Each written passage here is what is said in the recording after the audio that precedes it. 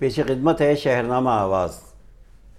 UP حکومت کے سیاحت کے شعبے کے کتابچے سے تاج محل کو ہٹانے کے بعد حزب اختلاف کے رہنماؤں نے ریاست کی یوگی سرکار کو نشانہ بنانا شروع کر دیا ہے۔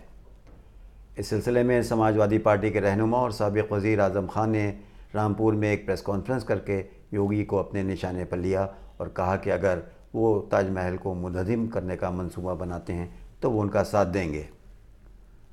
اعظم خان کا لہجہ نرم لیکن طنز میں تیروں کی بارش تھی۔ اعظم خان مودی اور یوگی کو بار بار اپنے نشانے پر لیتے ہیں اور ان کے طنز سے بھاجپائیوں کی صفوں میں غم و غصہ بڑھتا ہے، لیکن وہ اس اشتعال سے پوری طرح سے لطف اندوز بھی ہوتے ہیں۔ اعظم خان نے کہا کہ تاج محل غلامی کی ایک نشانی ہے، یہ ختم ہو جانا چاہیے۔ اگر یوگی جی اسے توڑنے کا فیصلہ کریں تو ہم ان سے تعاون کریں گے۔ انہوں نے کہا کہ میں اس فیصلے کا خیر مقدم کرتا ہوں اور یہ فیصلہ بہت دیر سے آیا ہے اور نامکمل بھی ہے۔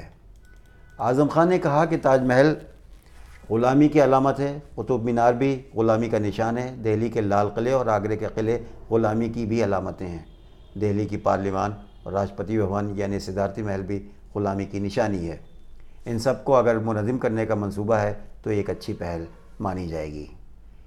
سابق وزیر نے کہا کہ ایک دفعہ ایک بات چیت کر لی جائے کہ تاج محل کو گرا دیا جائے۔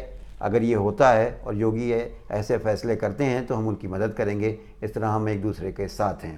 انہوں نے کہا کہ اس فیصلے کو بابری مسجد کے تناظر میں اس لیے نہیں دیکھا جا سکتا کیونکہ بابری مسجد اللہ کا گھر تھا، جبکہ تاج محل ایک مقبرہ ہے اور بقول شخص سے غلامی کی نشانی ہے۔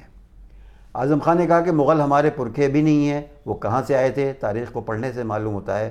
سی ایم یوگی کے گورکھپور میں 5 دن رہنے کے سوال کے جواب میں ایس پی لیڈر نے کہا کہ ملک کا دوسرے نمبر کا بادشاہ اتنا مذہبی ہو، یہ اچھی بات ہے۔